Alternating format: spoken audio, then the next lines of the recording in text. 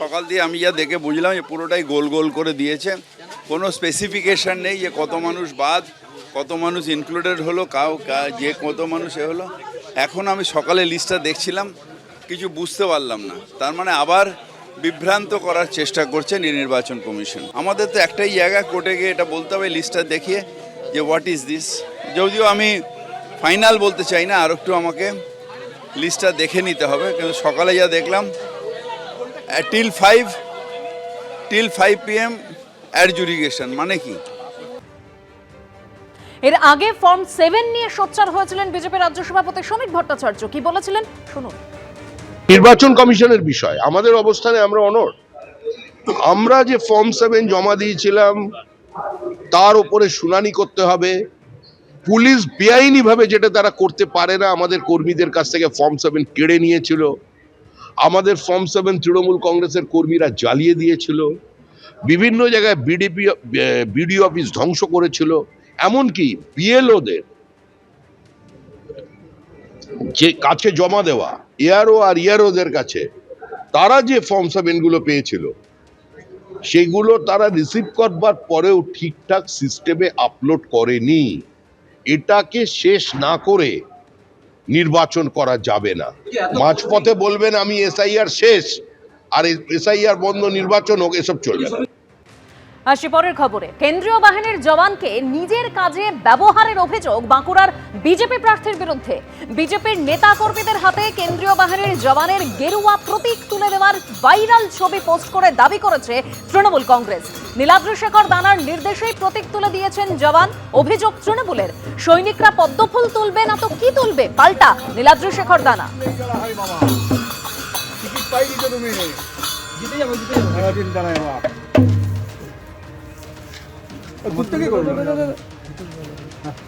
বলে দিই, বাঁকুড়ার বিজেপির ক্যান্ডিডেট নীলাদ্রি বাবু, তার যে নীলাদ্রি শেখর দানা, তিনি তার যে তারা ওনার সঙ্গে যে মিলিটারি থাকে সেই মিলিটারি বিজেপির পতাকা ক্যারি করছে।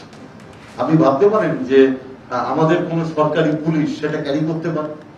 কোন জায়গাটায় গণতন্ত্রকে নামিয়েছে? ওনার সঙ্গে থাকা মিলিটারিরা বিজেপির পতাকা ক্যারি করছে। এবং আপনারা দেখুন, ওই যে দেখা যাচ্ছে, ওই যে দেখুন, এটা হচ্ছে খানা খানা গানা দানা, কেমন লাগে কুমির ছানা। এইটা হচ্ছে বিজেপি কিভাবে নির্লজ্জ ভাবে কুমির ছানা।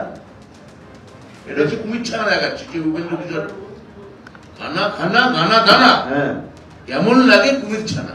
প্রত্যেকের হাতে থাকবে, সে আমার দেহরক্ষী তুলে নিক। যারা তুলে নেয়নি এই পদ্ম ফুল তারা হচ্ছে দেশ বিরোধী, তারা হচ্ছে ঈশ্বর বিরোধী। ভগবান পুরুষোত্তম শ্রীরামচন্দ্র মায়েরও কালবোধন করেছিলেন এই পদ্ম ফুল নিয়ে। তৃণমূল কংগ্রেস তো দাবি করছে যে আপনারা এই যে সিআরপিএফ বা সেন্ট্রাল দল, এটা ডাকাতের দল, লুণ্ঠনাথের দল, এদের কথা কে শুনবে? আমার যারা সৈনিক ভারত মাতার, যারা দেশের অখণ্ডতাকে রক্ষা করছে, আগলাচ্ছে, তারা পদ্ম ফুল তুলবে না তো কি তুলবে? ওদের মতন ওই মেশিন নিয়ে ঘুরে বেড়াবে, উন্নয়ন দাঁড় করে দেবে, পুলিশকে দাঁড় করে দিয়ে তোলাবাজি করছে, গরু পাচার করছে, সেদিকটাকে সামলাক। পুলিশ অবজারভারকে নিয়ে চাঞ্চল্যকর অভিযোগ করেছেন ব্রাত্য বসু। পুলিশ অবজারভার জয়ন্ত কান্তর স্ত্রী বিজেপি নেত্রী।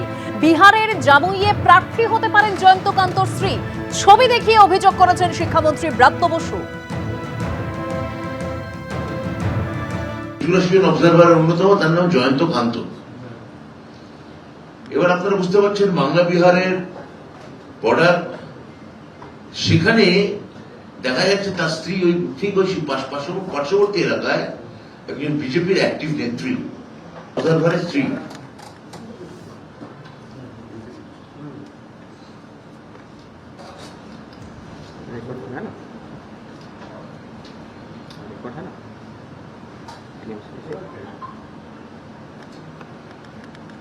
শোনা যাচ্ছে এই আসন্ন যে জামুই সিট বিহারে, এই 29 লোকসভায় এই জামুই সিট থেকে নাকি এনার স্ত্রী, এই ভদ্রমহিলা, ইনি বিজেপির যিনি সম্রাট চৌধুরীর হাত থেকে এই বিজেপির পতাকা নিচ্ছেন, যিনি বর্তমানে এখন বিজেপির উপমুখ্যমন্ত্রী, এবং যাকে সামনে রেখে ভ্যানিশ কুমার আরেকজনকে ভ্যানিশ করে দিয়েছেন, যে নীতিশ কুমারকে।